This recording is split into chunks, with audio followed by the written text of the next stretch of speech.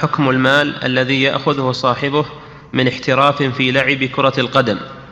أنتم سبق لكم الإجابة أكثر من مرة، إن جميع المراهنات والمسابقات اللي يؤخذ عليها مال أن هذا من القمار والميسر، إلا ما استثناه الرسول صلى الله عليه وسلم من أخذ المال على 3 أشياء: المسابقة عليها الخيل والإبل والرماية، لأن هذه من وسائل الجهاد في سبيل الله، يجوز أخذ الجوائز عليها على المسابقين فيها.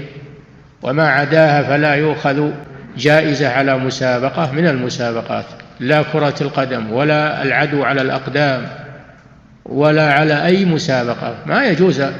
إنما بعض العلماء كابن القيم يقول مسائل الفقه وحفظ القرآن يجوز أخذ الجوائز عليها، لأنها تدخل في الجهاد في سبيل الله، لأن طلب العلم من الجهاد في سبيل الله. وما عداها لا يجوز أخذ الجوائز على المسابقات، وهو ميسر وقمار وأكل للمال بالباطل. نعم.